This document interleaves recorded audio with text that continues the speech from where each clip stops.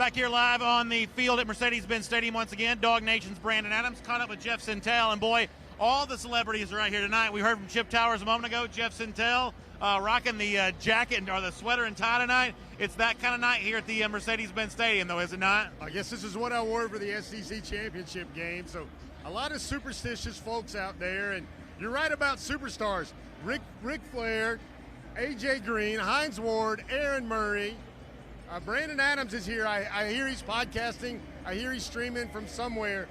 I tell you what, Brandon, if you're a Georgia Bulldog alum and you are not here, they want to take away your letter right now. Yeah, everybody wants to see what's going to happen with the Georgia Bulldogs. In fact, they're warming up behind us. Why don't we step off, Jeff, you and I? We'll give folks a chance to see what's going on with the Georgia warm-ups as they take place here. And as we do that, I want to talk to you about a couple of issues that you mentioned to us here.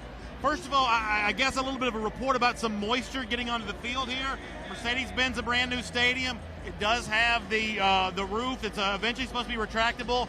The roof hasn't officially opened yet, but apparently a little bit of water has leaked through today. Is that right? Yeah, you can call this a little bit of breaking, but Brandon, apparently $1 billion doesn't stretch as far as it used to. Maybe Arthur Blank used a Groupon on the roof or something like that. But here's the situation. If you look around the 25-yard line on the Georgia end zone, between the hashes, there is some moisture. It is a steady drip of precipitation that's coming through onto the field.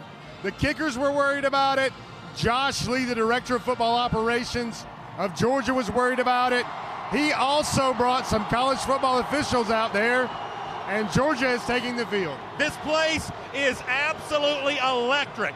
All Georgia's doing is coming out for warm-ups, and yet you hear the Red Coat Band playing. You hear the cheers coming from everywhere. It sounds like opening kickoff. We're still almost an hour away from the official start of the game, Jeff, but it's that kind of intense atmosphere inside Mercedes-Benz Stadium tonight as these Dog fans are hungry and clamoring for a national championship, and tonight may be the night they get one. You know, like to keep everybody informed. Another thing we saw during pregame was Natrez Patrick. He is here with the team. He's in his gray and black national championship issue hoodie and sweatsuit and tracksuit. Natrez is supporting the Bulldogs tonight. That's good to see for Natrez Patrick. Obviously, we wish him well as he battles with his recovery efforts that are ongoing here. And for this Georgia team, you see out there doing those, customary stretches, which we've seen so much in the past.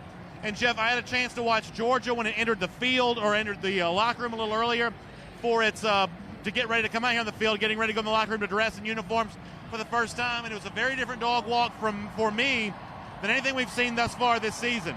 There weren't a lot of crowds cheering, at least inside the stadium. It was a very business-like approach here, and I think you see some of that also on the field right now.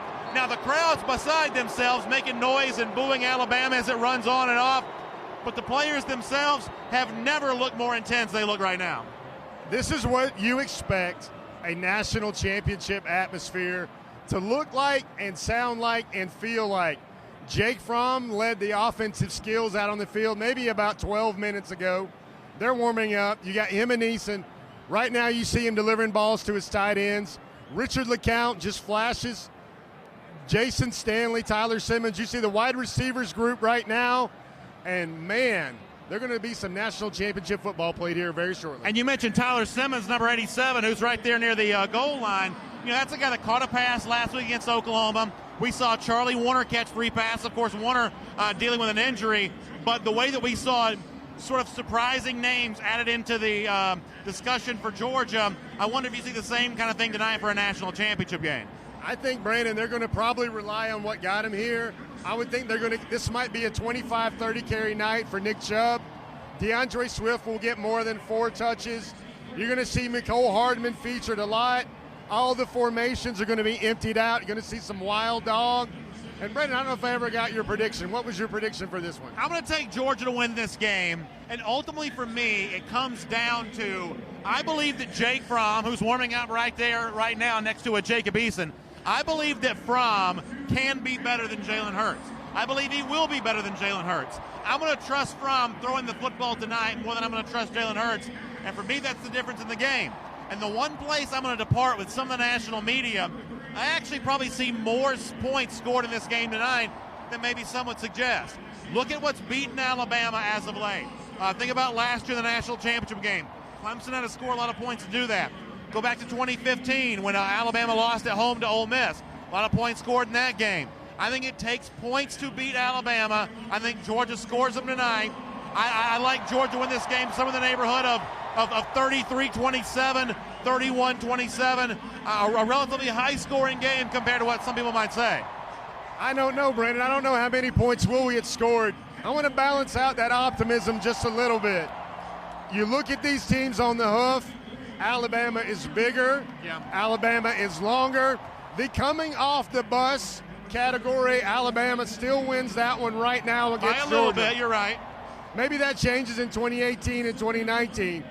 But if I had to hunker down and come up with a score prediction, Brandon, the one I keep settling on is Georgia 17, Alabama 10. Wow. That's a call back to the 38 years ago, the 17-10 score for Georgia Notre Dame. That can't be a coincidence in your mind. That is no coincidence.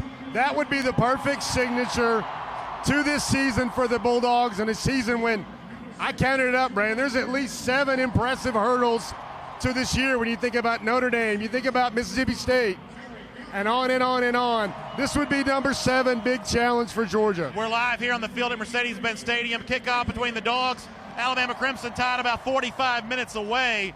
We're continuing to watch the warm-ups take place.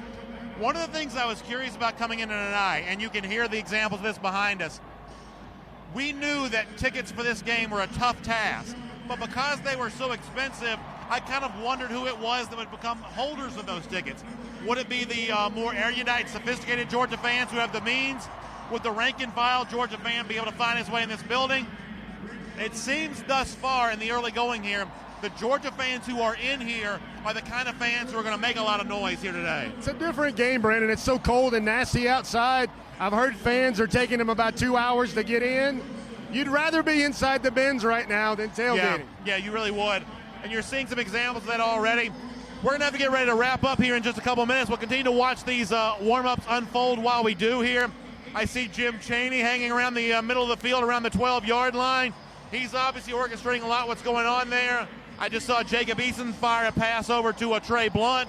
Obviously for Eason, he's facing some tough decisions coming up after this game for him, but right now, Eason's been the greatest teammate in the world. He hasn't focused in on any of that kind of stuff. He's been all about being a great teammate, and I think tonight's another example of that from Eason. You know, football is a violent game, Brandon, and how would a weird turn of events would happen if Eason somehow, for a series or somehow gets into this game? I wonder if he is prepared as he says he is. I think that's very interesting to see. We'll watch that play out. We're going to get ready to wrap up here. They're going to move us off the sideline here. The Georgia warm-ups continue. We're going to have a whole lot more for you. Chip Tower, Seth Emerson be covering the written work. Jeff and I will be part of our Dixie Vodka post-game coverage immediately after the game. A lot of fun stuff going on at DogNation.com, the Dog Nation Facebook page. If you're in the building, get ready to settle in and make a bunch of noise. If you're watching it on TV, I hope you're watching with friends. I hope it's a night to remember. We'll talk to you a lot throughout the evening. Get ready to enjoy a night never to be forgotten.